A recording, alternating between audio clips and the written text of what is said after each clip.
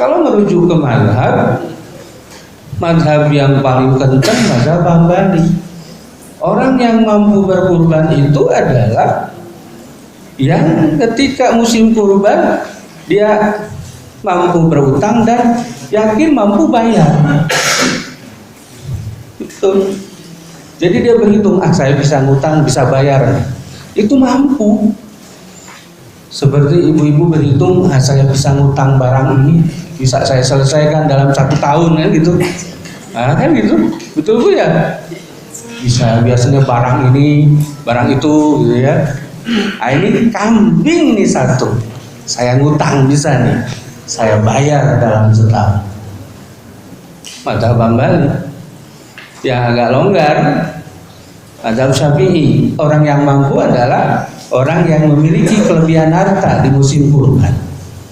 Dan yang lebih longgar lagi madhab Hanafi, orang yang mampu adalah orang yang biasa berzakat, jadi orang kaya.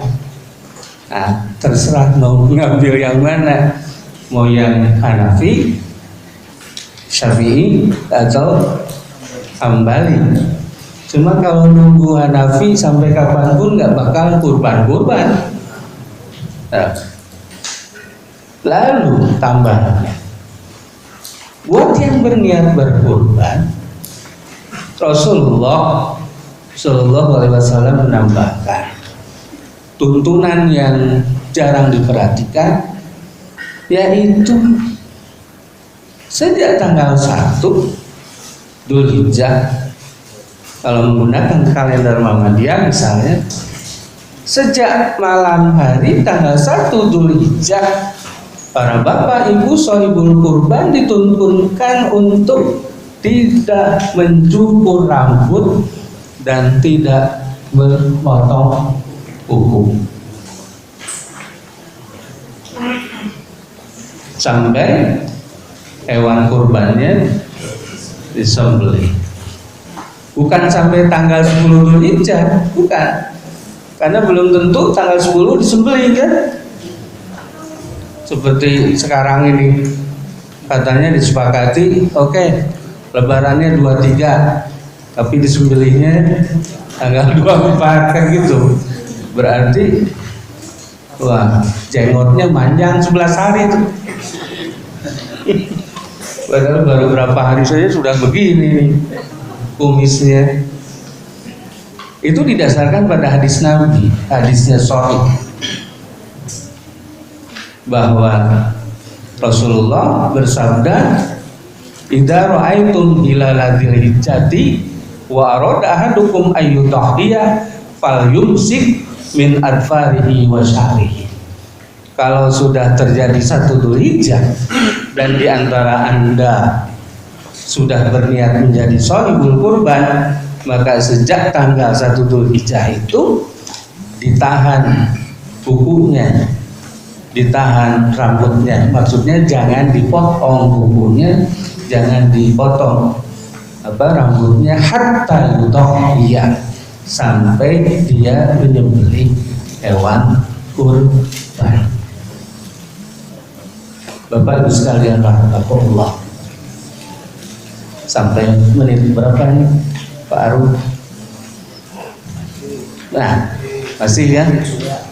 Kalau masih, saya beri koma dulu nih. Kalau ada pertanyaan, monggo dipersilakan. Sambil saya tarik nafas dulu.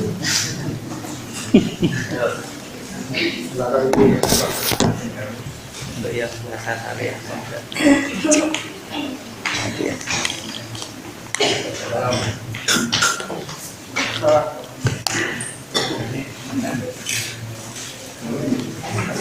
Assalamualaikum warahmatullahi wabarakatuh. Yang ingin saya tanyakan tentang tadi bahwa versi Muhammadiyah untuk melaksanakan ibadah tarwiyah itu bersifat ta'abudi. Sedangkan dalam penentuan bisa rukyah itu Muhammadiyah mengambilnya itu sebagai teknis atau metode, jadi tidak ta'abudi. Sedangkan bagi pihak yang lain menganggapnya itu sebagai ta'abudi. Rukyah memang harus dilakukan karena itu bagian dari ibadah. Nah, bagaimana kita menentukan yang mana itu ta'abudi dan mana yang bukan, sehingga mungkin bisa memilah-milah mana yang itu memang menjadi sunnah Nabi atau memang terkait ibadah. Terima kasih. Assalamualaikum warahmatullahi wabarakatuh.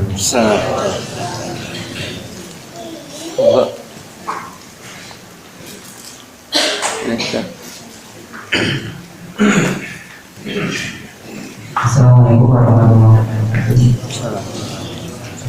Untuk yang saya tanyakan, untuk yang pelaksanaan puasa tarawih tadi, mungkin bisa disampaikan dalil. Ya. Sebenarnya pertanyaan saya adalah apakah benar bahwa disunahkan memperbanyak takbir dari awal Dzulhijjah, takbir seperti hari raya? Karena kemarin saya kajian di situ dijelaskan bahwasanya kita disunahkan untuk memperbanyak takbir dari awal Dzulhijjah seperti takbir hari raya. Iya. Tidak, ibu-ibu. Sekalian Ustaz. Iya.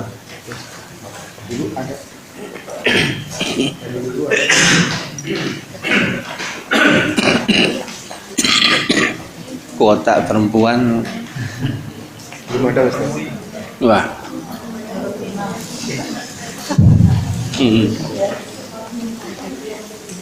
Ikut imam, kan perempuan juga bisa jadi imam. Tidak ada laki-laki yang bisa, kan? Bismillahirrahmanirrahim. Pertanyaan pertama berkaitan dengan ta'abbudi. Sesungguhnya mudahnya prinsipnya itu ketika kita melihat satu praktek ibadah, maka kita terima saja itu. Nah, baru kita berpikir apa di balik ibadah ini. Sebagai contoh, ketika Rasulullah SAW bersiwak, ibadahnya itu ternyata kalau dalam paham Muhammadiyah bukan pada siwaknya, tapi bersih mulut, bersih gigi. Siwak itu hanyalah cara.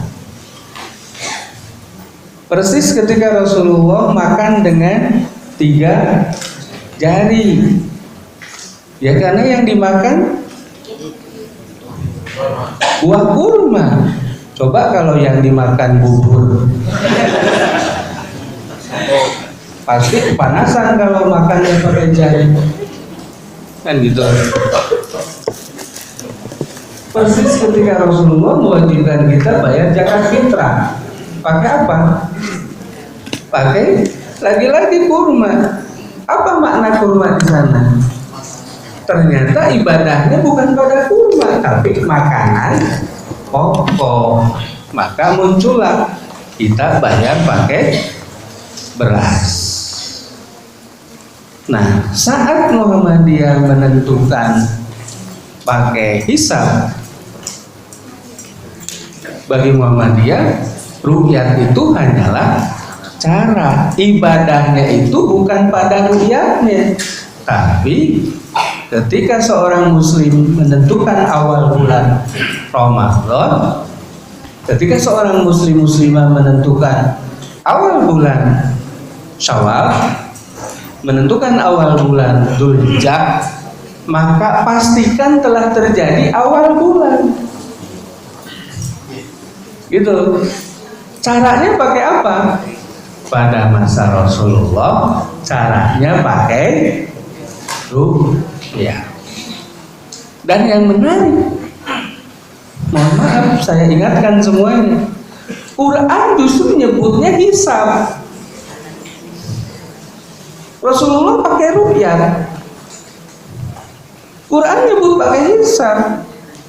As-syamsu wal qamaru bi husban. Matahari dan bulan itu beredar sesuai dengan perhitungannya. Berarti bisa dihitung kan? Iya.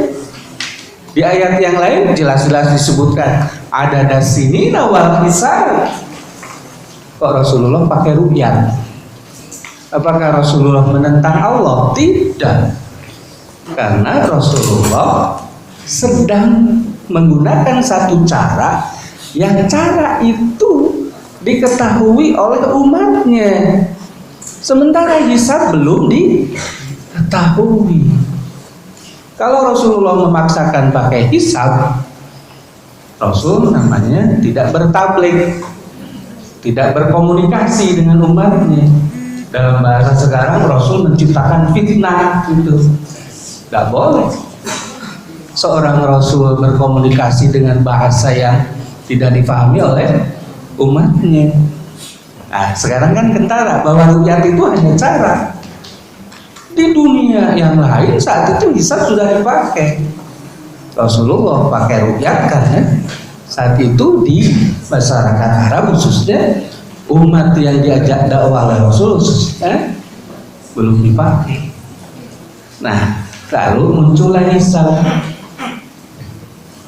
Dan penggunaan hisab bukan baru-baru ini, sudah sejak zaman klasik. Cuma para ulama sejak dulu memang salah paham. Bahkan ada ulama yang mencampur adukan antara hisab dengan astrologi. Jangan pakai hisab, itu perbuatannya ahli nujum katanya. Padahal hisab hanya alat cara berhitung, jadi tidak ada masalahnya. Nah, tinggal muncul pertanyaan, kapan sesuatu itu ta'abudi dan ta'abuli? Saya kira contoh yang tadi sudah memunculkan satu pegangan. Jadi prinsipnya kita berta'abudi saja dulu, pegang satu hal berdasarkan apa yang disabdakan, difirmankan oleh Allah. Pada tahapan selanjutnya lalu kita berpikir, oh ternyata Rasulullah pakai unta itu hanya sekedar cara. Rasulullah ketika pakai jubah itu hanya sekedar cara. Ibadahnya itu kan nutup aurat. Nah, sekarang kita siapa yang pakai jubah di sini coba? Kan nggak ada. Siapa yang pakai jilbab di antara ibu-ibu? Nggak ada. Nah, apakah tidak sesuai dengan sunnah? Sesuai, karena tuntunannya intinya menutup aurat sesuai dengan kebiasaan lingkungan tempat masing-masing. Gitu. Yang kedua apa tadi ya?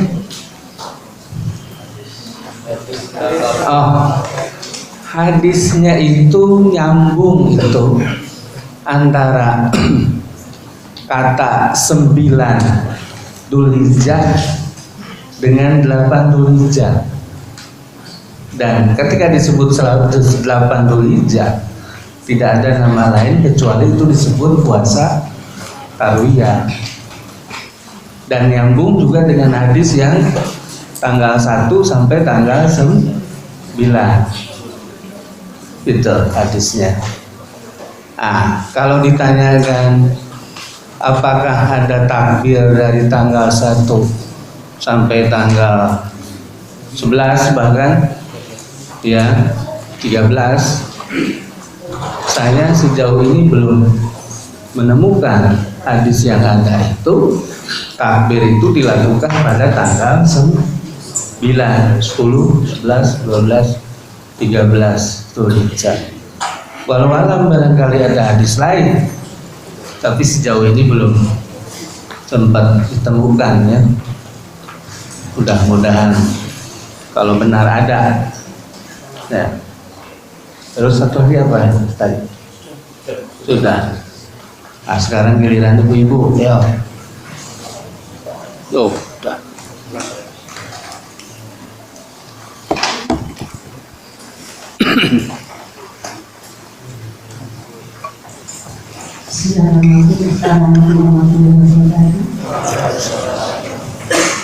Yang ditanyakan, apakah boleh satu korban untuk atas nama satu keluarga? Itu saja. Assalamualaikum warahmatullahi wabarakatuh.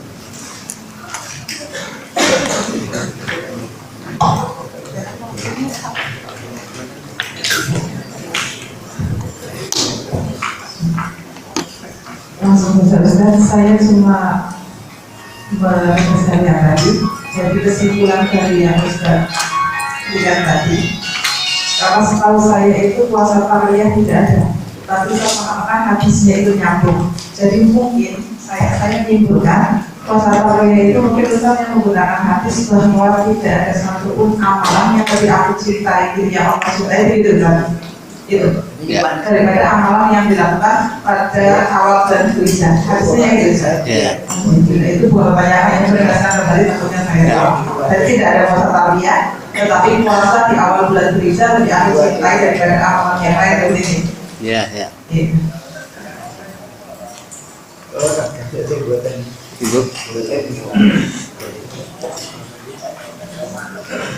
Oke, kan? Oke, giliran itu dulu. Assalamualaikum warahmatullahi wabarakatuh. Karena Ustaz, misalnya kan pas kurban itu ya di masjid itu kan ada sapi itu kulitnya dijual dan diganti gitu ya untuk dimakan manusia dan yang bertugas di sana itu bagaimana ya? Apakah memang boleh atau sebaiknya seperti apa? Terima kasih. Ya.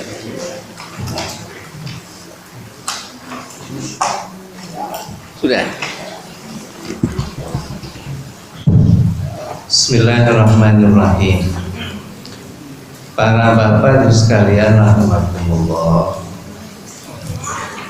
sering terjadi kesalahpahaman tentang kalimat yang disampaikan oleh Rasulullah Shallallahu Alaihi Wasallam ketika Rasul bersabda, ini kurbanku, kurban keluargaku, dan kurban umatku. Tidak dilihat bahwa kurban Rasulullah itu lebih dari satu unta. Rasulullah kurbannya kan selalu dengan unta, minimal satu. Oleh karenanya, ketika muncul pertanyaan, bolehkah seorang berkurban satu untuk keluarganya? Ya, berkurban itu satu untuk dirinya sendiri. Tapi kalau seorang berkurban sampai 10 ekor sapi, maka boleh seperti Rasulullah mensabdakan, ini kurbanku, kurban keluargaku, kurban umatku.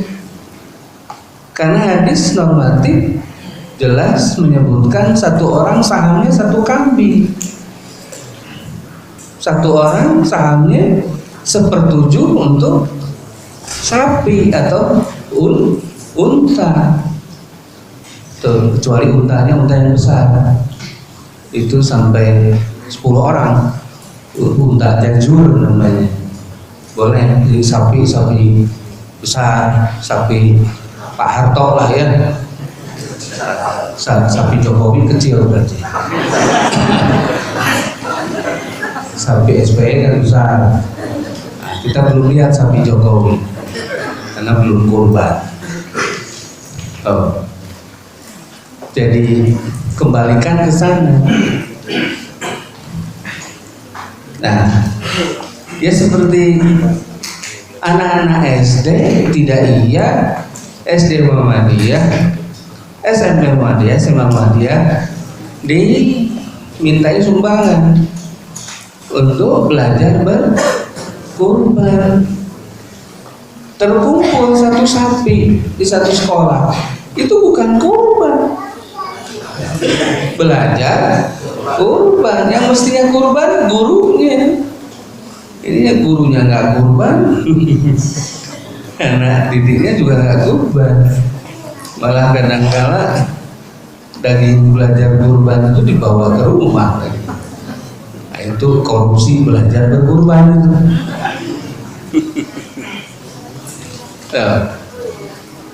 Sama dengan berkurban itu buat yang hidup. Tidak boleh orang meninggal belum dikurban. Makanya panitia siapapun di sini harus dipastikan itu. Tidak boleh. Saya kurban untuk ibu saya yang sudah meninggal, tidak ada.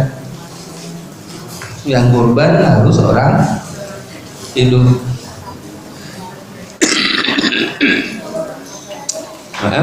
Kata man wajada sa'atan itu orang hidup itu. Siapa yang mampu, nah itu orang hidup. Lalu yang kedua, ini pertanyaan Mbak ini seperti pertanyaan ibu-ibu ini, udah pengalaman. Kalau dikembalikan pada hadis, panitia tidak boleh mengambil sedikit pun dari hewan kurban untuk tujuan komersial, sehingga untuk upah penyembelih, upah tukang pun tidak boleh ngambil dari kepalanya, kulitnya, kakinya, nggak boleh. Iya, meskipun yang nyembelih seorang ustadz terkenal, saya nggak usah dibayar pakai uang, saya minta kulitnya, nggak boleh. Hadisnya jelas sekali. Kata Ali bin Abi Thalib, saya diperintahkan oleh Nabi untuk menangani untanya, dan saya diperintahkan untuk membagikan seluruh dagingnya, kulitnya, tulangnya, bahkan perhiasannya yang nempel sebelum disembelih dibagikan semua. Dan saya diperintah oleh Nabi untuk tidak memberi kepada penyembelih sedikit pun dari hewan kurban. Saya membayar khusus dari, kalau istilah sekarang, dari uang sendiri terpisah. Nahnu nutihi min indina. Jadi harus ada dana operasional terpisah. Tuh. Amarna Nabi sallallahu alaihi wasallam an nakuma ala burnihi wa an nuqassima biluhumihi wa juludihi wa idomihi wa ajillatihi. Wa amarna Nabi sallallahu alaihi wasallam alla nu'tiyal jajjara minhu syai'an. Terjemahnya yang tadi itu, jadi tidak boleh panitia mengambil. Pak Wan kalau menjual gimana? Kalau menjual dalam artian misalnya tersisa kulit 10 kulit kambing, mau diapakan itu kulit kambing itu? Yang paling mudah 10 kulit kambing itu diserahkan kepada lembaga yang di sana banyak fakir miskin, panti asuhan, selesai. Tapi kadang-kala panitia mengambil sikap yang baik juga. Oke, supaya jadi daging kurban, maka 10 kulit kambing itu dibelikan hewan kurban. Jadi 1 kambing dibagikan lagi dagingnya, tapi muncul lagi kulit 1 kan.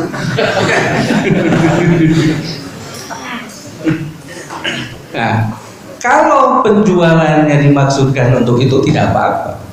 Tapi kalau menjual untuk jadi uang lalu diambil manfaat, ya, untuk panitia, untuk bayar sohibul kurban, nggak boleh itu, nggak boleh. Nah, sekaligus saya jadi ingat juga betapa hak mustahik dan sohibul kurban juga harus dilihat. Sebab kadang-kala ibu-ibu biasanya, mohon maaf, tanpa memperhatikan daging tubuhnya siapa, ketika sudah muncul daging, lalu ibu-ibu teriak di dapur, tolong dagingnya untuk segera dimasak. Untuk apa? Untuk makan panitia. Daging punya siapa itu? Iya. Harus dipastikan bahwa daging yang dimasak adalah daging hak sohibul kurban yang diikhlaskan dimakan oleh panitia. Jangan-jangan itu daging punya mustahik dimakan oleh sohibul kurban. Karena jatahnya kan jelas. Kata Rasul ketika ditanya oleh Siti Aisyah, Rasulullah, ini orang-orang sudah pada nunggu, gimana ini? Rasul berkata, iddakhiru sulusa, simpan sepertiganya, wa tasaddaqu bima baqiya, sodakohkan sisanya. Berarti 2/3 untuk mustahik, 1/3 untuk sohibul kurban. Ayat Quran mengatakan yang sepertiga itu fakulu minha, silahkan makan, boleh sohibul kurban makan, tapi jangan dimakan semua. Wa'atimu al-qani al-fakir, jadikan makanan juga untuk orang-orang miskin. Berapa? Yang tadi 2/3. Maka nyambung ayat Quran dengan hadis. Jadi masalah ketika Bapak Ibu masak daging hewan kurban dimakan oleh panitia tanpa akad dulu, daging punya siapa? Maka mendingan ngambil aja dari masakan rumah Padang daripada ngambil daging gak jelas akadnya. Kan gitu, sering tuh terjadi. Coba hati-hati itu. Sudah masih ada. Cukup katanya. Para bapak ibu sekalian rahimakumullah, mudah-mudahan dari yang disampaikan ini walaupun belum mencakup keseluruhannya, insya Allah bisa menjadi pegangan untuk para bapak ibu sekalian dalam menunaikan ibadah masing-masing, baik yang wajib maupun yang sunnah. Nasrul minallah wa fathul qarib, mubasyiril mu'minin.